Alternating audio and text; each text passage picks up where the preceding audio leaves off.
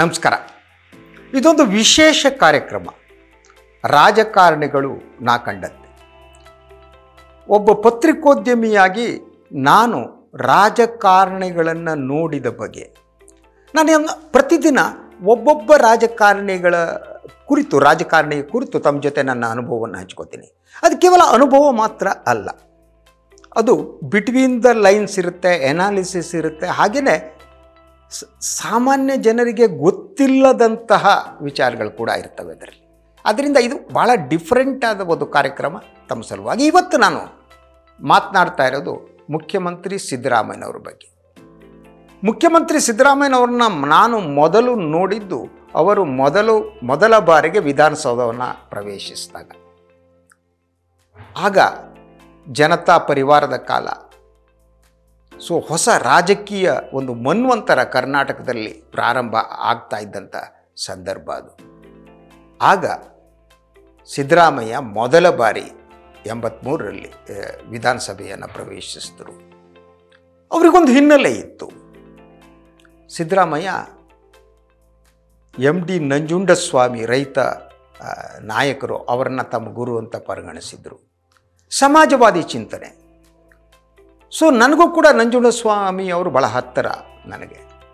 So Siddaramaiah ಪ್ರವೇಶಿಸಿದ್ರು. ಮೊದಲು ಈ ಒಂದು ಕನ್ನಡ ಅಭಿವೃದ್ಧಿ ಪ್ರಾಧಿಕಾರ ಏನಿದೆ ಅದು ಆ ಒಂದು ಇದರ ಮುಖ್ಯಸ್ಥರಾಗಿ ಅಧ್ಯಕ್ಷರಾಗಿ ಪ್ರಾರಂಭ ಮಾಡಿದ್ದು. ಸಿದ್ದರಾಮಯ್ಯ ಇಡೀ ಜನತಾ ಪರಿವಾರದ ರಾಜಕಾರಣದಲ್ಲಿ ಅವರು ದೇವೇಗೌಡರಿಗೆ ತುಂಬ ಹತ್ತಿರ ಇದ್ದವರು. ಹೆಗಡೆ ವಿರೋಧ ಇರಲಿಲ್ಲ, ಆದರೆ ಅವರು ದೇವೇಗೌಡರನ್ನ ಒಂದು ರೀತಿಯಲ್ಲಿ ತಮ್ಮ ಮಾನಸಿಕ ಗುರು ಅನ್ನುವ ರೀತಿಯಲ್ಲಿ ಅವರು ಪರಿಗಣಿಸಿ, ಆದರೆ ಅವರು ಗುರು ಆಗಿರಲಿಲ್ಲ. ಸಿದ್ದರಾಮಯ್ಯನವ್ರ ಗುರು ನಂಜುಂಡಸ್ವಾಮಿ, ಸಮಾಜವಾದಿ ಚಿಂತನೆ, ಇದೆಲ್ಲ ಇಡೀ ಅವರ ವ್ಯಕ್ತಿತ್ವವನ್ನು ರೂಪಿಸಿದ್ದು ಅಂತ. ಸಿದ್ದರಾಮಯ್ಯನವರು ವಿಧಾನಸಭೆಯನ್ನು ಪ್ರವೇಶಿಸಿದ ಮೇಲೆ ಅವರ ರಾಜಕೀಯ ಪಯಣವನ್ನು ನೋಡ್ತಾ ಬಂದರೆ ಅಲ್ಲಿ ನೀವು ಹಲವು ಘಟ್ಟಗಳನ್ನು ಗುರುತಿಸೋಕ್ಕೆ ಸಾಧ್ಯ ಇದೆ. ಅಲ್ಲಿ ಅವರಿಗೆ ಕೆಲವೊಮ್ಮೆ ಭ್ರಮನಿರಸನ ಆದದ್ದಿದೆ. ಆದರೆ 2016ರ ಹೊತ್ತಿಗೆ ಸಿದ್ದರಾಮಯ್ಯ ಒಂದು ರೀತಿ ಇದ್ದರೆ 2006ಕ್ಕಿಂತ ಮೊದಲು ಸಿದ್ದರಾಮಯ್ಯ ಇದ್ದ ರೀತಿ ಬೇರೆ. ಜನತಾ ಪರಿವಾರದಲ್ಲಿ ಇದ್ದಂಥ ಸಂದರ್ಭದಲ್ಲಿ ಅವರು ದೇವೇಗೌಡರ ಜೊತೆ ತಮ್ಮನ್ನು ಹೆಚ್ಚು ಗುರುತಿಸ್ಕೊಂಡಿದ್ದರು. ಸೊ ದೇವೇಗೌಡರ ಒಂದು ರೀತಿಯ ಮಾನಸಿಕ ಪುತ್ರ ಅನ್ನೋ ರೀತಿಯಾಗಿದ್ದರು. ಆದರೆ ದೇವೇಗೌಡರ ರಾಜಕಾರಣ ಅವರಿಗೆ ಬಹುದೊಡ್ಡ ಒಂದು ಶಾಕನ್ನು ಕೊಡ್ತು ಅಂತ ಅನಿಸುತ್ತೆ ನನಗೆ. ಯಾಕೆಂದರೆ ಆ ಕಾಲದಲ್ಲಿ ದೇವೇಗೌಡರ ಈ ಧೃತರಾಷ್ಟ್ರ ಪ್ರೀತಿ ಇದೆಯಲ್ಲ, ಅದು ಸ್ಪ್ರೆಡ್ ಆಗೋದು ಪ್ರಾರಂಭ ಆಗಿತ್ತು.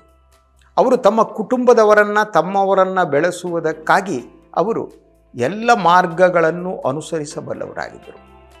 ಆಗ ಸಿದ್ದರಾಮಯ್ಯನವರಿಗೆ ಅರ್ಥ ಆಗಿದ್ದು, ನನಗಿಲ್ಲಿ ರಾಜಕೀಯ ಭವಿಷ್ಯ ಇಲ್ಲ ಅಂತ. ನಾನಿಲ್ಲಿ ನಿಮಗೆ ಕ್ರೊನಾಲಜಿ ಈವೆಂಟ್ಗಳನ್ನ ಕೊಡ್ತಾ ಹೋಗಲ್ಲ, ಅದು ಎಲ್ಲರಿಗೂ ಗೊತ್ತಿರುವಂಥದ್ದು, ಅದನ್ನು ನಾನು ಮಾತನಾಡಲ್ಲ, ಅದನ್ನು ನಾನು ಆಬ್ಸರ್ವೇಷನ್ ಹೇಳ್ತೀನಿ. ಹಾಗಿದ್ರೆ ದೇವೇಗೌಡ ಮತ್ತು ಸಿದ್ದರಾಮಯ್ಯನವರ ಸಂಬಂಧ ಇದೆಯಲ್ಲ, ಅದು ಕೇಳುವುದಕ್ಕೆ ಬಹಳ ಮುಖ್ಯವಾದ ಕಾರಣ ಅಂತಂದರೆ ದಟ್ ಮುಖ್ಯಮಂತ್ರಿ ಸ್ಥಾನ. ಸೊ ಇದಕ್ಕಿದ್ದಾಗೆ ಸನ್ಮಾನ್ಯ ಮಗ ಕುಮಾರಸ್ವಾಮಿಯವರ ಎಂಟ್ರಿ ತಗೊಂಡು ಇವರು ಒಂದು ರೀತಿಯಲ್ಲಿ ಅವಕಾಶ ವಂಚಿತರಾದ ಹಾಗೆ. ಅವರು 2006ರ ಸಂದರ್ಭದಲ್ಲಿ ಕಾಂಗ್ರೆಸ್ಸಿಗೆ ಬರುವ ತೀರ್ಮಾನವನ್ನು ತೆಗೆದುಕೊಂಡರು. ಅದರಿಂದ ಅಹಿಂದ ಚಳವಳಿ. ಆ ಸಂದರ್ಭದಲ್ಲಿ ನಾನೊಂದು ಮಾತು ಹೇಳಿದ್ದೆ ಅವರಿಗೆ. ಸೊ ಈ ಅಹಿಂದ ಏನಿದೆ ಅದನ್ನು ಒಂದು ರಾಜಕೀಯ ಪಕ್ಷವಾಗಿ ಬದಲಿಸಬಹುದಾ ಅನ್ನುವ ಮಾತನ್ನು ನಾನು ಸಿದ್ದರಾಮಯ್ಯವ್ರಿಗೆ ಹೇಳಿದ್ದೆ ಆ ಕಾಲದಲ್ಲಿ. ಆಗ ಅವರೊಂದು ಮಾತು ಹೇಳಿದರು ನನಗೆ, ನೋಡಿ, ರಾಜಕೀಯ ಪಕ್ಷವನ್ನು ಕಟ್ಟುವಷ್ಟು ದುಡ್ಡಿಲ್ಲ ನನಗೆ. ಜನ ಬೆಂಬಲ ಇತ್ತು, ಆದರೆ ಹಣ ಇಲ್ಲ. ನಿಜ, ಅವರಿಗೆ ಹಣ ಇರಲಿಲ್ಲ ಅವ್ರ ಹತ್ರ. 2006ರವರೆಗಿನ ಸಿದ್ದರಾಮಯ್ಯನೇ ಬೇರೆ. ಬಹುತೇಕ ಅವರ ಮನೆಯ ಜವಾಬ್ದಾರಿನೆಲ್ಲ ಸತೀಶ್ ಜಾರಕಿಹೊಳಿಯವರು ವಹಿಸ್ಕೊಂಡಿದ್ದು ಗೊತ್ತು ನನಗೆ. ಹಾಗೆಯೇ ಅವರು ದೆಹಲಿಗೆ ಹೋಗೋ ಸಂದರ್ಭದಲ್ಲಿ ಅವರ ಆರ್ಥಿಕವಾಗಿ ಫ್ಲೈಟ್ ಟಿಕೆಟ್ ಕೊಡಿಸೋದು, ಇನ್ನೊಂದು ಮಾಡಿ, ಈ ಎಲ್ಲ ಕೆಲಸವನ್ನು ಸತೀಶ್ ಜಾರಕಿಹೊಳಿ ಮಾಡ್ತಿದ್ರು. ಸಿದ್ದರಾಮಯ್ಯ ಹತ್ರ ದುಡ್ಡು ಇರಲಿಲ್ಲ. ಸಿದ್ದರಾಮಯ್ಯ ಎಂಥ ವ್ಯಕ್ತಿ ಅಂದರೆ, ಈ ಬಹಳಷ್ಟು ರಾಜಕಾರಣಿಗಳು ತಮ್ಮ ಹೆಂಡಂದಿರಿಂದ ಕರ್ಕೊಂಡು ಹೋಗಿ ಮರೆಸ್ತಾರೆ. ಈ never did it.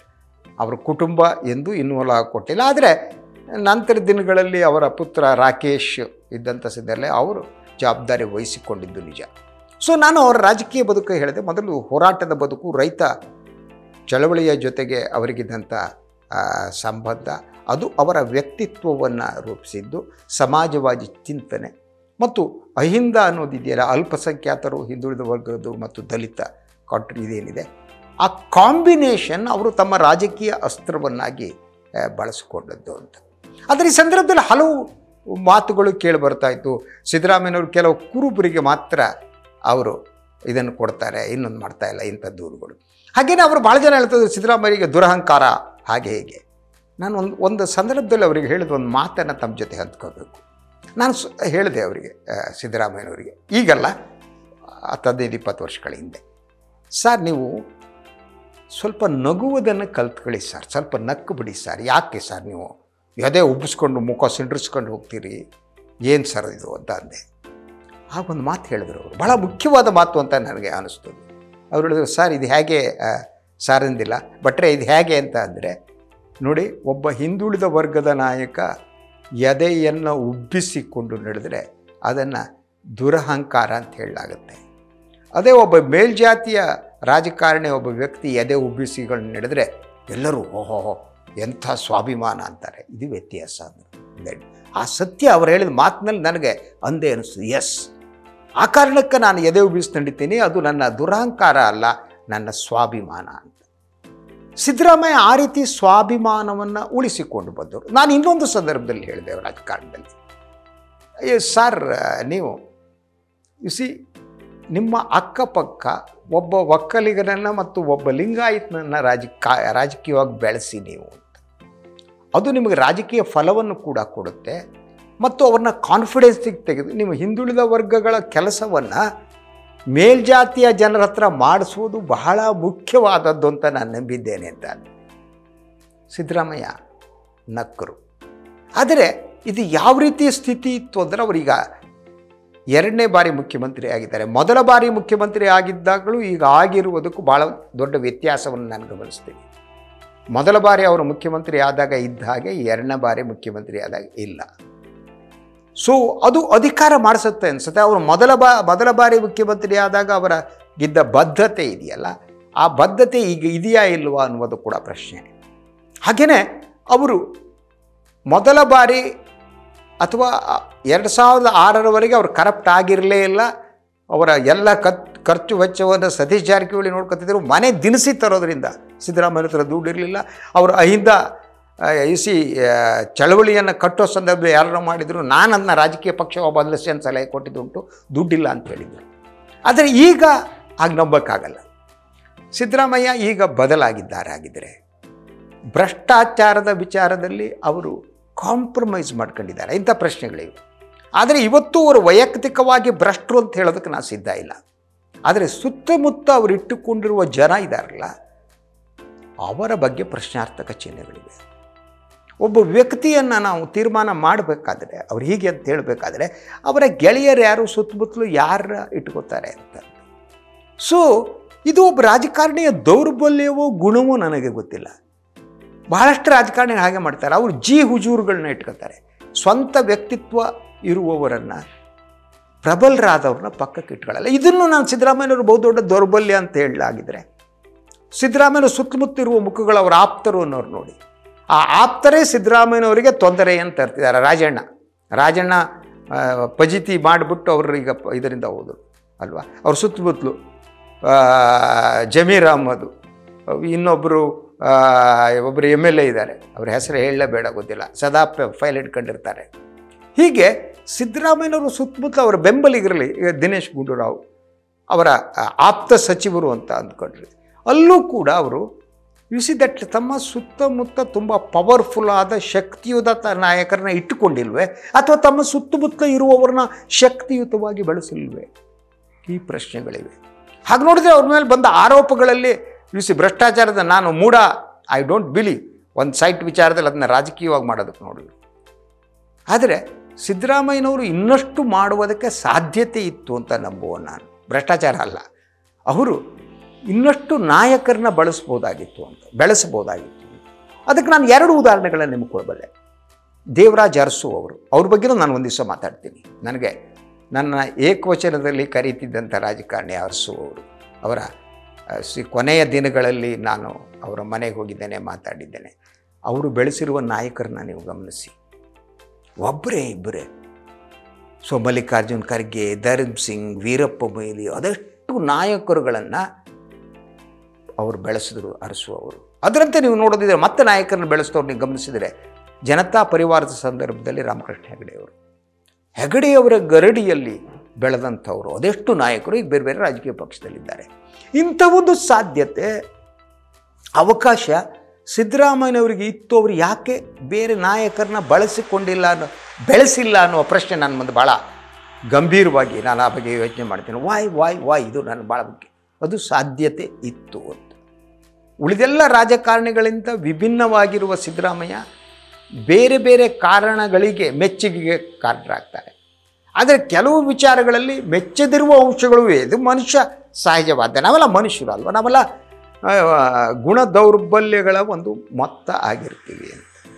So Siddaramaiah ಬಹಳ ಮುಖ್ಯವಾಗಿ ನನಗೆ ಅನ್ನಿಸುವುದು ಅವರ 2ನೇ ಟರ್ಮಿಗೆ ಬಂದರೆ, 2ನೇ ಟರ್ಮಿಗೆ ಬಂದರೆ ಬಹುಮಟ್ಟಿಗೆ ಅವರ ಮೊದಲಿನ ಶಕ್ತಿ ಕುಂಠಿತಗೊಂಡಿದೆ. ಅದಕ್ಕೆ ಕಾರಣಗಳು ಏನಿರಬಹುದು? ಸೊ ಒಂದು ರೀತಿಯಲ್ಲಿ ಹಲವು ಸಂದರ್ಭದಲ್ಲಿ ಉಪಮುಖ್ಯಮಂತ್ರಿಗಳ ನಿಯಂತ್ರಣದಲ್ಲಿ ಸಿದ್ದರಾಮಯ್ಯ ಇದ್ದಾರೆ ಎನ್ನುವ ಪ್ರಶ್ನೆ ಮೂಡುತ್ತೆ ಹಲವು ವಿಚಾರಗಳಲ್ಲಿ. ಸೊ ಸಿದ್ದರಾಮಯ್ಯ ಮುಖ್ಯಮಂತ್ರಿಗಳಾದರೂ ಕೂಡ ಹಲವು ವಿಚಾರಗಳಲ್ಲಿ ಅಂತಿಮ ತೀರ್ಮಾನವನ್ನು ಡಿ ಕೆ ಶಿವಕುಮಾರ್ ತೆಗೆದುಕೊಳ್ತಾರೆ ಅಂತ ಅನಿಸುತ್ತೆ. ಅಂದರೆ ವಯಸ್ಸು ಮನುಷ್ಯನನ್ನು ದುರ್ಬಲಗೊಳಿಸುತ್ತಂತೆ. ಅಧಿಕಾರದ ಮೋಹ ಇದೆಯಲ್ಲ, ಅದು ಮನುಷ್ಯನನ್ನು ಅಸ್ಥಿರಗೊಳಿಸುತ್ತೆ. ಸಿದ್ದರಾಮಯ್ಯ ಮೊದಲನ ಟರ್ಮಿನಲ್ಲಿ ಅತ್ಯುತ್ತಮವಾಗಿ ಕೆಲಸ ಮಾಡಿದವರು ಏನಿದ್ದಾರೆ, ಈ 2ನೇ ಅವಧಿಯಲ್ಲಿ ಅವರ ನಡುವೆ ಅಧಿಕಾರ ಹಂಚಿಕೆ ಒಪ್ಪಂದ ಆಯಿತೋ ಇಲ್ಲವ ಬೇರೆ ವಿಚಾರ. ಅವರು ನಾವು ಯಾವತ್ತು ನಮ್ಮ ಕೈಲಿ ಸಾಧ್ಯ ಆಗಲ್ಲ. ಅದಕ್ಕೊಂದು ಮಾತಂತಾರೆ, ರಾಜಕಾರಣಿಗೊಂದು ಸಂತತ್ವ ಇರಬೇಕಂತೆ. ಸಂತತ್ವ ಅಂದರೆ ಏನು ಗೊತ್ತಾ? ಎದ್ದು ಹೋಗುವ ಗುಣ ಅಂತ. ಒಂದು ದಿನ ನಾವು ಈ ಬದುಕನ್ನೇ ಬಿಟ್ಟು ಹೋಗ್ತೀವಿ. ಆದ್ದರಿಂದ ಈ ಕುರ್ಚಿ, ಮೋಹ, ಅಧಿಕಾರ ಎಷ್ಟು ಕಾಲ? ಎಲ್ಲರಿಗೂ ಒಂದು ಅವಧಿ ಮುಗಿಯುತ್ತೆ ಅಲ್ವಾ? ಆದ್ದರಿಂದ ಒಬ್ಬ ರಾಜಕಾರಣಿಗೆ ಸಂತತ್ವ ಇದ್ದರೆ ಮಾತ್ರ ಆತ ಪ್ರಾಮಾಣಿಕನಾಗಿರ್ತಾನೆ. ಸಂತತ್ವ ಇಲ್ಲದವನು ಆತ ಪ್ರಾಮಾಣಿಕನಾಗಿರೋಕ್ಕೆ ಸಾಧ್ಯ ಇಲ್ಲ. ಮೋಹ ಅವನ ಒಳಗಡೆ ಸುತ್ತುಕೊಳ್ಳುತ್ತಾ ಹೋಗುತ್ತೆ. ಈ ಕುಟುಂಬ ಪ್ರೇಮ ಅನ್ನೋದು ಇದೆಯಲ್ಲ, ಮಕ್ಕಳ ಪ್ರೇಮ ಇರಬೇಕು. ಆದರೆ ದಟ್ ರಾಜಕಾರಣ ಎಂದು ಕೂಡ ನಮ್ಮ ಪಿತ್ರಾರ್ಜಿತ ಆಸ್ತಿ ಅಂತ ಅಂದ್ಕೊಳ್ಬೋದು. ಆಸ್ತಿ ಅಲ್ಲ ಅದು, ಪಿತ್ರಾರ್ಜಿತ ಆಸ್ತಿ ಅಲ್ಲವೇ ಅಲ್ಲ. ಸೊ ಯಾವಾಗ ಎದ್ದು ಹೋಗುವುದು ಅಥವಾ ಸಂತತ್ವ ಇದೆ, ಅದಕ್ಕೊಂದು ಸಂಬಂಧ ಇದೆ. ಎದ್ದು ಹೋಗುವುದಕ್ಕೆ ಸಂತತ್ವ ಬೇಕು, ಮೋಹ ಪರವಶರಾಗಕೂಡದು ಅಂತ. ಬಹಳಷ್ಟು ರಾಜಕಾರಣಿಗಳಲ್ಲಿ ಈ ಎದ್ದು ಹೋಗುವ ಗುಣ ಇಲ್ಲವೇ ಇಲ್ಲ. ಅವ್ರಿಗೆ ದೇವೇಗೌಡರು ಇಷ್ಟು ವಯಸ್ಸು ನಡೆಯೋಕ್ಕಾಗಲ್ಲಪ್ಪ, ಕೂತ್ಕೊಂಡು ಮೊಮ್ಮಕ್ಕಳು ಆಡಿಸ್ಕೊಂಡು ಇನ್ನೊಂದು ಮಾಡ್ಕೊಂಡು ಕೂತ್ಕೊಳ್ಳೋದು ಬೇಡವಾ? ಇರಬೇಕು, ಮೊಮ್ಮಕ್ಕಳು ಆಡಿಸ್ಬೇಕು, ಇದು ಮಾಡಬೇಕು, ಮತ್ತೊಂದು ಮಾಡಬೇಕು. ಜೀವನ ಪೂರ್ತಿ ಸೇವೆ, ಇದೆಲ್ಲ ಸುಳ್ಳು. ರಾಜಕಾರಣಿಗಳು ಸೇವೆ ಅನ್ನುವುದು ಬಹುದೊಡ್ಡ ಸುಳ್ಳು ಅದೊಂದು. ಆದರೆ ಅವ್ರಿಗೆ ಬಿಟ್ಟು ಹೋಗುವುದಕ್ಕೆ ಸಿದ್ಧರಿರಲ್ಲ ಅಂತ. ಆ ಬಿಟ್ಟು ಹೋಗುವ ಗುಣ ಏನಿದೆಯಲ್ಲ, ಆ ಗುಣ ಏನು? ಸಿದ್ದರಾಮಯ್ಯನವರು ಆ ಬಿಟ್ಟು ಹೋಗುವ ಗುಣ ಇದೆಯೋ ಇಲ್ಲೋ ಅನ್ನುವ ಪ್ರಶ್ನೆ ನನ್ನನ್ನು ಕಾಡ್ತಾ ಇದೆ. 2ನೇ ಟರ್ಮ್ನಲ್ಲಿ ಅಧಿಕಾರ ಹಂಚಿಕೆ ನಾನು ಪ್ರಸ್ತಾಪ ಮಾಡಿದೆ, ಆಗಿತ್ತೋ ಇಲ್ಲೋ, ಒಂದು ಅವಧಿ ಯಾಕಂದ್ರೆ ಎದ್ದು ಹೋಗಬೇಕಿತ್ತು. ಯಾಕಂದರೆ ಒಂದು ವಯಸ್ಸಾದ ಮೇಲೆ ನಮ್ಮ ಆಲೋಚನಾ ಕ್ರಮ ಇರುತ್ತಲ್ಲ, ಅದ್ರ ಮೇಲೆ ಪರಿಣಾಮ ಆಗುತ್ತೆ. ಮನಸ್ಸು, ಬುದ್ಧಿ ಸರಿಯಾಗಿ ಕೆಲಸ ಮಾಡಲ್ಲ, ಆರೋಗ್ಯ ಕೈ ಕೊಡುತ್ತೆ. ಆ ಕಡೆ ಈ ಕಡೆ ಯಾರು ಹಿಡ್ಕೋಬೇಕು. ಆ ಸ್ಥಿತಿಯಲ್ಲಿ ಅಧಿಕಾರದ ಮೋಹ ಇದೆಯಲ್ಲ, ಅದು ಮಹಾನ್ ಅಪಾಯಕಾರಿಯಾದ್ದು. ಆದ್ದರಿಂದ ಸಿದ್ದರಾಮಯ್ಯ ಅವರು ಈ ಅವಧಿಯನ್ನು ಮುಗಿಸಿ ತಾವೊಂದು ರೆಕಾರ್ಡ್ ಮಾಡಬೇಕು ಅಂತಿದ್ದಾಗಿದ್ದಾರೆ. ಆದರೆ ಹೋಗು ಯಾವತ್ತೂ ಏನು ಗೊತ್ತಾ, ಇರು ಎನ್ನುವಾಗ ಎದ್ದು ಹೋಗ್ಬೇಕಂತೆ. ಹೋಗು ಅನ್ನುವಾಗ ಎದ್ದು ಹೋದರೆ ಅದಕ್ಕೆ ಬೆಲೆ ಇಲ್ಲ. ನೀವು ಇರಬೇಕು ಸರ್, ನೀವು ಇನ್ನೂ ಇರಿ ಸರ್, ನೀವು ಇನ್ನೂ ಇರಿ ಸರ್ ಅಂತ ಹೇಳುವಾಗಲೇ. ನಾನು ಸಾರ್ವಜನಿಕವಾಗಿ ಭಾಳಷ್ಟು ಜನ ಮಾತನಾಡೋದು ಕೇಳ್ತೀನಿ, ತುಂಬ ಜನ ಕೇಳ್ತೀನಿ. ಹಾಗೆ ಕೆಲವು ರಾಜಕಾರಣಿಗಳು ನನ್ನ ಹತ್ರ ಮಾತಾಡ್ತಾರೆ. ಭಾಳ ಜನ ಹೇಳೋದು ಸಿದ್ದರಾಮಯ್ಯ ಮೊದಲ ಟರ್ಮ್ನಲ್ಲಿದ್ದಂಥ ಶಕ್ತಿ ಈಗಿಲ್ಲ ಅಂತ. ನನಗೂ ಹಾಗೆ ಅನಿಸ್ತಾ ಇದೆ. ಅವರ ಮೊದಲ ಟರ್ಮ್ ಏನಿದೆ ಅದೇ ಬೇರೆ, 2ನೇ ಟರ್ಮ್ ಬೇರೆ. ಆದರೆ ಕರ್ನಾಟಕದ ರಾಜಕಾರಣದಲ್ಲಿ ದೇವರಾಜ ಅರಸು ನಂತರ ಹಿಂದುಳಿದ ವರ್ಗದವರ ಪರವಾಗಿ, ತುಳಿತಕ್ಕೆ ಒಳಗಾದವರ ಪರವಾಗಿ ಇದ್ದವರು ಸಿದ್ದರಾಮಯ್ಯ. ಅದರ ಜೊತೆಗೆ ಅವರೆಂದೂ ಕೂಡ ಮೂಢನಂಬಿಕೆಯನ್ನು ಬೆನ್ನತ್ತಿ ಹೋದವರಲ್ಲ. ಅವರಿಗೆ ಅಂತಹ ಕೆಲವು ಒಂದು ಬದ್ಧತೆ ಅದು ಎಲ್ಲವೂ ಸಿದ್ದರಾಮಯ್ಯನವರಲ್ಲಿದೆ. ಯಾವನು ಕೂಡ ಅದನ್ನ ಕ್ವಶನ್ ಮಾಡೋಕ್ಕೆ ಸಾಧ್ಯ ಇಲ್ಲ. ಅವರ ಬದ್ಧತೆನೇ. ಅವರು ಅಧಿಕಾರದಲ್ಲಿ ಅದನ್ನು ಕಳೆದುಕೊಂಡಿಲ್ಲ. ಆದರೆ ಇವತ್ತಿನ ರಾಜಕಾರಣದಲ್ಲಿ ಅವರು ಎಲ್ಲೋ ಒಂದು ಹೊಂದಾಣಿಕೆಯತ್ತ ಹೆಜ್ಜೆ ಇಡ್ತಿದ್ದಾರೆ ಅನಿಸುತ್ತೆ, ನನಗೆ ಅನ್ನಿಸುವುದು ಅಂತ. ಅದ್ರ ಜೊತೆಗೆ ಅವರು ಈ ಸಿದ್ದರಾಮಯ್ಯವರು ಏನೋ ಒಂದು ವ್ಯಾಕ್ಯೂಮನ್ನು ಕ್ರಿಯೇಟ್ ಮಾಡ್ತಾರಲ್ಲ, ಅದನ್ನ ತುಂಬುವವರು ಯಾರು ಅಂಥ ಭಾಳ ಮುಖ್ಯವಾದ ಪ್ರಶ್ನೆ ಇದೆ. ಅಂಥ ಇನ್ನೊಬ್ಬ ನಾಯಕರನ್ನ ಅವರು ಬೆಳೆಸಿಲ್ಲ. ಇನ್ನೊಬ್ಬ ನಾಯಕ, ಹಿಂದುಳಿದ ವರ್ಗಗಳ ನಾಯಕ ಏನಿದ್ದಾರೆ ಸಿದ್ದರಾಮಯ್ಯನವರ ನಂತರ ಆ ಸ್ಥಾನವನ್ನು, ಯಾಕಂದರೆ ಅರಸು ನಂತರ ನಾವು ಸಿದ್ದರಾಮಯ್ಯ ಅಂದರೆ ಸಿದ್ದರಾಮಯ್ಯ ನಂತರ ಯಾರು ಅನ್ನೋ ಪ್ರಶ್ನೆ ಇದೆ. ಅಂತಹ ಒಬ್ಬ ನಾಯಕನನ್ನು ಬೆಳೆಸದಿರುವುದಿದೆಯಲ್ಲ, ಅದೊಂದು ವ್ಯಾಕ್ಯೂಮನ್ನು ಕ್ರಿಯೇಟ್ ಮಾಡುತ್ತೆ ಅಂತ. ಆ ವ್ಯಾಕ್ಯೂಮ್ ಏನಿದೆ, ಆ ವ್ಯಾಕ್ಯೂಮನ್ನು ತುಂಬುವುದು ಭಾಳ ಕಷ್ಟ. ಆದ್ದರಿಂದ ಇದೆಲ್ಲದರ ನಡುವೆ ನೀವು 83ರಿಂದ ಇದುವರೆಗೆ ನಾನು ಸಿದ್ದರಾಮಯ್ಯನವರ ರಾಜಕಾರಣವನ್ನು ಹತ್ತಿರದಿಂದ ಬಲ್ಲವನು, ಸಿದ್ದರಾಮಯ್ಯನವರನ್ನು ಹತ್ತಿರದಿಂದ ಬಲ್ಲವನು, ಮಂತ್ರಿಯಾಗಿ ಮುಖ್ಯಮಂತ್ರಿಯಾಗಿ ಅಧಿಕಾರ ಇದ್ದು ಇಲ್ಲದೇ ಇರುವಾಗಲೂ ನೋಡಿದವನು. ನಾನು ಅವರನ್ನು ಮೆಚ್ಚಿಕೊಳ್ಳುವುದಕ್ಕೆ ಹಲವು ಕಾರಣಗಳಿವೆ, ಮೆಚ್ಚದಿರುವುದಕ್ಕೂ ಕಾರಣಗಳಿವೆ. ಕೆಲವು ವಿಚಾರಗಳಲ್ಲಿ ನಾನು ಮೆಚ್ಚಲಾರೆ, ಹಲವು ವಿಚಾರಗಳಲ್ಲಿ ಮೆಚ್ಚುತ್ತೀನಿ. ಅಂದರೆ ಕರ್ನಾಟಕದ ರಾಜಕಾರಣದಲ್ಲಿ ಸಿದ್ದರಾಮಯ್ಯನವರು ತಮ್ಮದೇ ಆದ ಹೆಜ್ಜೆ ಗುರುತುಗಳನ್ನು ಮೂಡಿಸಿದ್ದಾರೆ ಅನ್ನುವುದರಲ್ಲಿ ಯಾವುದೇ ಅನುಮಾನ ಬೇಕಾಗಿಲ್ಲ. ಅವರ ಹೆಜ್ಜೆ ಗುರುತುಗಳು ಏನಿವೆ, ಆ ಹೆಜ್ಜೆ ಗುರುತುಗಳು ಅಧ್ಯಯನ ಯೋಗ್ಯವಾದದ್ದು ಅಂತ. ಇಡೀ ಅವರ ರಾಜಕೀಯ ಬದುಕಿಗೆ ಒಂದು ಅಧ್ಯಯನಕ್ಕೆ ಯೋಗ್ಯವಾದದ್ದು. ಯಾಕೆಂದರೆ ಮೈಸೂರಿನ ಮೂಲೆ ಯಾವುದೋ ಸಿದ್ದರಾಮನ ಹುಂಡಿಂಥ ಒಂದು ಹಳ್ಳಿಯಿಂದ ಬಂದೊಬ್ಬ ವ್ಯಕ್ತಿ 2 ಬಾರಿ ಮುಖ್ಯಮಂತ್ರಿ ಆಗುವುದೇನಿದೆ ಅದು ಸಾಮಾನ್ಯ ಸಾಧನೆ ಅಲ್ಲ. ಅದರ ಜೊತೆಗೆ ಆ ಸ್ಥಾನವನ್ನು ಅಲಂಕರಿಸಿದ ಮೇಲೆ ಆ ಗ್ರಾಮೀಣ ಸೊಗಡನ್ನು ಇಟ್ಟುಕೊಳ್ಳುವಂಥದ್ದು ಅದು ಭಾಳ ಮುಖ್ಯವಾದ್ದು. ಅವರು ಸಿದ್ದರಾಮಯ್ಯ ಬದಲಾಗಿಲ್ಲ. ನೀವು ನೋಡಿ ಅವರ ಇಡೀ ವರ್ತನಲ್ಲಿ ಭಾಳ ಜನರನ್ನ ಏಕವಚನದಲ್ಲಿ ಮಾತಾಡ್ಬಿಡ್ತಾರೆ, ಹೋಗ. ಅದು ಗ್ರಾಮೀಣ ಜನರಿಗೆ ಬರೋವಂಥದ್ದು. ಅದು ಶಕ್ತಿಯೂ ಹೌದು, ಅದು ದೌರ್ಬಲ್ಯನೂ ಹೌದು ಅಂತ. ಗ್ರಾಮಾಂತರ ಪ್ರದೇಶದ ಬದುಕಿರುತ್ತಲ್ಲ, ಒಬ್ಬ ವ್ಯಕ್ತಿಯನ್ನು, ಅವರ ವ್ಯಕ್ತಿತ್ವವನ್ನು ರೂಪಿಸ್ತಾ ಹೋಗುತ್ತೆ. ಸಿದ್ದರಾಮಯ್ಯ ಅದನ್ನು ಇನ್ನೂ ಉಳಿಸಿಕೊಂಡದ್ದು ಅಂತ. ಈ ಮೊನ್ನೆ ಒಂದು ಕಾಂಟ್ರವರ್ಸಿ ತಮಗೆ ಗೊತ್ತಿರ್ಬೋದು. ಅವ್ರು ಕೇಳಿದ್ದು ಏನು, ರಾಷ್ಟ್ರಪತಿಗಳು ಬಂದಾಗ ನಿಮಗೆ ಕನ್ನಡ ಬರುತ್ತಾ ಅಂತ ಕೇಳಿದ್ದು. ಅದನ್ನು ಬೇರೆ ಬೇರೆ ಕಾಂಟ್ರವರ್ಸಿ ಮಾಡಲಾಯಿತು. ಅವ್ರಿಗೆ ಹೇಳಿದ್ದು ಯಾಕೆ ಅಂದರೆ this is the way of communication problem. ತುಂಬ ಇನ್ನೂ ಅವ್ರು ರಾ ಆಗೇ ಕಮ್ಯುನಿಕೇಟ್ ಮಾಡೋದು. ಅವರೆಲ್ಲ ನಾನು ಕನ್ನಡದಲ್ಲಿ ಮಾತಾಡ್ತೀನಿ, ನಿಮ್ಗೆ ಕನ್ನಡ ಬರುತ್ತಾ, ಗೊತ್ತಾಗತ್ತಾ ಅನ್ನೋದಕ್ಕೆ. ಅಂದರೆ ಭಾಳಷ್ಟು ಜನ ರಾಷ್ಟ್ರೀಯ ನಾಯಕರುಗಳು ಕನ್ನಡದಲ್ಲಿ ತಿಳ್ಕೊತಾರೆ ಅಂತ. PV ನರಸಿಂಹರಾವ್ ಅಂತಿದ್ದರು, ಅವರು 5 ಭಾಷೆ ಬರ್ತಿತ್ತು ಅವ್ರಿಗೆ, ಬಟ್ ಚೆನ್ನಾಗಿ ಆ ಅರ್ಥದಲ್ಲಿ ಕೇಳಿರ್ಬೋದು. ಆದರೆ ಅದು ಒಂದು ಕಾಂಟ್ರವರ್ಸಿ ಕ್ರಿಯೇಟ್ ಆಗೋಯ್ತು. ಸಿದ್ದರಾಮಯ್ಯ ಹಂಗಂದರೆ ಅವರು ಆ ಗ್ರಾಮೀಣ ಪ್ರದೇಶದ ಅವರ ಅನುಭವಗಳಿದೆಯಲ್ಲ, ಅದು ಅವರನ್ನು ರೂಪಿಸಿದ್ದು ಅಂತ. ಅವರು ಹೇಗೆ ಅಂದರೆ, ನನಗೆ ಇನ್ನೊಂದು ಹೇಳಬೇಕು ನಿಮಗೆ, ಈ ದಸರಾದ ಬಗ್ಗೆ ಅವರು ಅವರ ಅಪ್ಪನ ಬೆನ್ನ ಮೇಲೆ ಕೂತ್ಕೊಬಂದು ದಸರಾ ನೋಡ್ತಿದ್ರಂತೆ ಸಿದ್ದರಾಮಯ್ಯನವರು. ಆದ್ದರಿಂದ ಅವರಿಗೆ ಆಗ ಬಂದ ಮೇಲೂ ಕೂಡ ಅವರಿಗೆ ದಸರಾ ಆಚರಣೆ ಬಗ್ಗೆ ಪ್ರೀತಿ ಇದೆ. ಆದರೆ ಅರಸರ ಬಗ್ಗೆ ಅವ್ರದ್ದೇ ಆದ ರಿಸರ್ವೇಷನ್. ಅದು ಸಮಾಜವಾದಿ ಚಿಂತನೆಯ ಫಲ ಅಂತ ಅನಿಸುತ್ತೆ. ಅವರು ಒಂಥರ ಮೈಸೂರು ಅರಸರು ಮತ್ತು ಸಿದ್ದರಾಮಯ್ಯನವರ ನಡುವೆ, ಆ ಕುಟುಂಬದ ನಡುವೆ ಏನೋ ಒಂದು ಬಿಕ್ಕಟ್ಟಿದ್ದಾಗ ಕಾಣ್ತಾನೆ. ಅದು ಸಿದ್ದರಾಮಯ್ಯನವರ ಮೂಲಭೂತ ಗುಣ ಅಂತ. ಅದರ ಜೊತೆಗೆ ಅವ್ರ ತೀರ್ಮಾನಗಳಲ್ಲಿ, ಫಾರ್ ಎಕ್ಸಾಂಪಲ್, ಈ ಮೈಸೂರು ಗಲಾಟೆ ಆಯಿತು ದಸರಾ ಉದ್ಘಾಟನೆಗೆ. ಅವರ ಮುಖ್ಯಮಂತ್ರಿ ಆ ಸಂದರ್ಭದಲ್ಲಿ ದಸರಾ ಉದ್ಘಾಟನೆಗೆ ಯಾರನ್ನು ಕರೆದಿದ್ದಾರೆ ನೋಡಿ. Yes, that is the thing, that is ಸಿದ್ದರಾಮಯ್ಯನ ಗುಣ ಹಾಗೇನೆ. ಅವರು ಬೇರೆಯವರು ಅದನ್ನು ಗೇಜ್ ಮಾಡೋದಕ್ಕೆ ಸಾಧ್ಯ ಆಗಲ್ಲ. ಆದರೆ ಈ ಕಾಲಘಟ್ಟದಲ್ಲಿ, ಈ ಸಂದರ್ಭದಲ್ಲಿ ಕೂತಾಗ ನನಗೆ ಸಿದ್ದರಾಮಯ್ಯ ಬದಲಾಗಿದ್ದಾರೆ ಅಂತ ಅನಿಸುತ್ತೆ. ಅವರು ಈಗ ದುರ್ಬಲರಾಗಿದ್ದಾರೆ. ಅವರಿಗೆ ಮೊದಲಿರುವ ಶಕ್ತಿ ಈಗ ಉಳಿದಿಲ್ಲ. ಅವರ ರಾಜಕೀಯ ಬದುಕೇನಿದೆ, ಆ ರಾಜಕೀಯ ಬದುಕಿನ ಇದು ಲಾಸ್ಟ್ ಇನ್ನಿಂಗ್ಸ್ ಅಂತ, ಕೊನೆಯ ಇನ್ನಿಂಗ್ಸ್. ಈ ಕೊನೆಯ ಇನ್ನಿಂಗ್ಸ್ ಇದು ಭಾಳ ಮುಖ್ಯವಾದ್ದು. ಆದರೆ ನಾನು ಅವ್ರ ಹತ್ರ ಎಕ್ಸ್ಪೆಕ್ಟ್ ಮಾಡಿದ್ದೇನು ಅಂದರೆ, ಈ ಮಕ್ಕಳ ರಿಹ್ಯಾಬಿಲಿಟೇಷನ್ ಮಾಡೋದನ್ನು ಅವ್ರು ನಿಲ್ಲಿಸ್ಬೇಕಿತ್ತು ಬಸ್ಸು. ಮೊದಲ ಮಗನನ್ನು ಕಳೆದುಕೊಂಡ ಮೇಲೆ 2ನೇ ಮಗ ಬರಲೇಬೇಕು, MLC ಮಾಡಲೇಬೇಕು. ಈಗ ಅವ್ರನ್ನ ಬೆಂಗಳೂರು, ಗ್ರೇಟರ್ ಬೆಂಗಳೂರು ಇದಕ್ಕೂ ಸದಸ್ಯರನ್ನ ಮಾಡಿದ್ದು ಕಾಂಟ್ರವರ್ಸಿ ಆಯಿತು. ರಾಜಕಾರಣಿಗಳು ಮಕ್ಕಳನ್ನ ದೂರ ಇಡಬೇಕು. ಇದು ನೀವು ಮಕ್ಕಳಿಗೆ ನಾನೇನಾಗಿದ್ದೀನೋ ಅದು ಮಗನೂ ಆಗಬೇಕು ಅನ್ನೋದು ಏನಿದೆಯಲ್ಲ, ಜನತಂತ್ರ ಅನ್ನೋದೇನಿದೆ ಪಿತ್ರಾರ್ಜಿತ ಆಸ್ತಿ ಅಲ್ಲ, ಅದು ಯಾರ ಆಸ್ತಿನೂ ಅಲ್ಲ.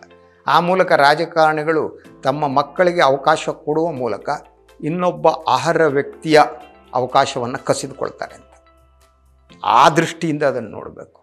ಸೊ ಬಹುತೇಕ ರಾಜಕಾರಣಿಗಳು ತಮ್ಮ ಮಕ್ಕಳನ್ನು ರಾಜಕಾರಣದಲ್ಲಿ ರಿಹ್ಯಾಬಿಲಿಟೇಟ್ ಮಾಡೋದಕ್ಕೆ ತಮ್ಮ ಶಕ್ತಿಯನ್ನು ಉಪಯೋಗಿಸ್ತಾರೆ. ಆ ಮೂಲಕ ಇನ್ನೊಬ್ಬರ ಅವಕಾಶವನ್ನು ವಂಚಿತರಾಗಿ ಮಾಡ್ತಾರೆ. ನೀವು ಇನ್ನೊಬ್ಬರ ಅವಕಾಶವನ್ನು ವಂಚಿತರನ್ನಾಗಿ ಮಾಡ್ತಾ ನೀವು ಸಾಮಾಜಿಕ ನ್ಯಾಯದ ಬಗ್ಗೆ ಇನ್ನೊಂದ್ರ ಬಗ್ಗೆ ಏನು ಮಾತಾಡಿ ಏನು ಪ್ರಯೋಜನ? It's good for nothing, good for nothing. ನಾನು ಆದರೂ ಕೂಡ ಉಳಿದವರಿಗೆಲ್ಲರಿಗೂ ಹೋಲಿಸಿದರೆ Siddaramaiah comparatively is the best.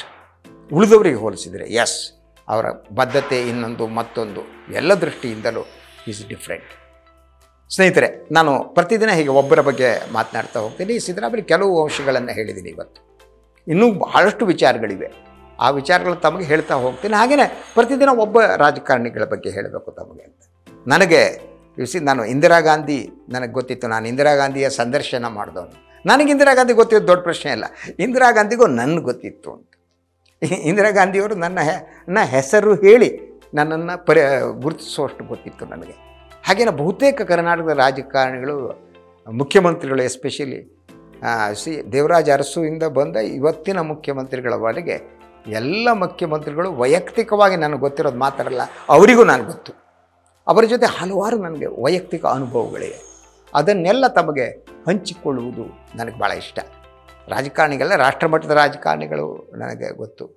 ಹಾಗೆ ಒಬ್ಬೊಬ್ಬರನ್ನ ಒಂದೊಂದು ದಿನ ತಮಗೆ ಹೇಳಬೇಕು ನನ್ನ ಅನುಭವಗಳನ್ನು ಅಂತ. ಇದು ಆದ್ದರಿಂದ ಮೊದಲ ಸಂಚಿಕೆ ತಮಗೆ ಇಂಟ್ರೊಡಕ್ಷನ್ನಲ್ಲಿ ಸಿದ್ದರಾಮಯ್ಯವ್ರ ಬಗ್ಗೆ ಹೇಳಿದೆ. ಆದರೆ ಇಡೀ ಸಿದ್ದರಾಮಯ್ಯನವರ ಚಿತ್ರ ಏನಿದೆ, ಅವರ ವ್ಯಕ್ತಿತ್ವ ಚಿತ್ರವನ್ನು ಇವತ್ತು ನಾನು ಕೊಟ್ಟಿಲ್ಲ. ಸೊ ಅದನ್ನು ಕೊಡ್ತೀನಿ. ನಾನು ಒಬ್ಬೊಬ್ಬರದೇ ಕೊಡ್ತೀನಿ. ಹಲವು ಚಿತ್ರನಟರುಗಳದ್ದು ನನಗೆ ಅನುಭವಗಳಿವೆ, ಅದನ್ನು ಹಂಚ್ಕೋಬೇಕು. ಸೊ ಪ್ರಕಾಶ್ ರೈ ಅವ್ರು ನನ್ನ ರೂಮ್ಮೇಟ್ ಆಗಿದ್ದ. ಸೊ ಯಶ್, ಇವತ್ತಿನ ಯಶ್ ಬಹಳ ವಾರದಲ್ಲಿ 2 ದಿವಸ ನಮ್ಮ ಮನೆಯಲ್ಲೇ ಇರ್ತಿದ್ದ. ಹೀಗೆ ರಾಜ್ಕುಮಾರ್ ಜೊತೆಗಿನ ನನ್ನ ಅನುಭವಗಳಿವೆ. ರಾಜ್ಕುಮಾರಿಗೂ ವೈಯಕ್ತಿಕವಾಗಿ ನನಗೆ ಗೊತ್ತಿತ್ತು. ಸೊ ಈ ಎಲ್ಲ ನನ್ನ ಅನುಭವ ಇದೆಯಲ್ಲ, ಅದನ್ನು ನಾನು ತಮಗೆ ತಲುಪಿಸ್ಬೇಕು ದಾಖಲೆ ದೃಷ್ಟಿಯಿಂದ. ಅದರ ಜೊತೆಗೆ ಗೊತ್ತಿಲ್ಲದ ಅಂಶಗಳಿವೆ, ಅವರ ವೈಯಕ್ತಿಕ ಬದುಕಿಂದ ಅಂಶಗಳಿವೆ, ಅವರು ನನ್ನ ಜೊತೆ ಹಂಚಿಕೊಂಡಿದ್ದಿದೆ. ಸೊ ಅದು ರಾಜಕಾರಣಿಗಳಿಂದ ಚಿತ್ರರಂಗದ ಹಲವು ನಟರ ಜೊತೆಗಿನ ಅನುಭವ, ಅದನ್ನೆಲ್ಲ ತಮ್ಮ ಜೊತೆಗೆ ಹಂಚ್ಕೋತೀನಿ. ಇದು ಮೊದಲನ ಪ್ರವೇಶಿಕೆ ಅಂತ. ಇವತ್ತಿಷ್ಟೇ ಸಾಕು. ಇದು ವಿಷಯ ಪ್ರವೇಶಿಕೆ ಸಂಚಿಕೆ. ಏನು ಮಾಡ್ತೀನಿ ನಾನು ಅಂತ ಅದನ್ನ ಹೇಳಕೊಟ್ಟಿದ್ದೀನಿ. ಸೊ ಇದರ ಶೀರ್ಷಿಕೆ ಇಷ್ಟೇ, ರಾಜಕಾರಣಿಗಳು ನಾ ಕಂಡಂತೆ ಅಂತ. Politicians whom I know. ನನಗೆ ಗೊತ್ತಿರುವ ರಾಜಕಾರಣಿಗಳು, ನನಗೆ ಗೊತ್ತಿರುವುದು ಹೇಗೆ, ನಾನು ಗೊತ್ತು ಮಾಡಿಕೊಂಡಿರುವುದು ಹೇಗೆ, ಈ ಎಲ್ಲ ಅಂಶವನ್ನು ತಮಗೆ ನಾನು ತಿಳಿಸ್ತೀನಿ. ಇದರ ಮೊದಲ ಸಂಚಿಕೆ. ಸಿದ್ದರಾಮಯ್ಯನವ್ರ ಬಗ್ಗೆ ಕೊನೆಯ ಮಾತು, ಸಿದ್ದರಾಮಯ್ಯನವರಿಗೆ ಒಂದು ಸಂತತ್ವ ಬರಲಿ ಅಂತ. ಸಿದ್ದರಾಮಯ್ಯನವರಿಗೆ ಎದ್ದು ಹೋಗುವ ಒಂದು ಗುಣ ಕೂಡ ಅವರು ಬರಲಿ ಅಂತ ಹೇಳ್ತೀನಿ. ಎಲ್ಲರೂ ನಮಸ್ಕಾರ.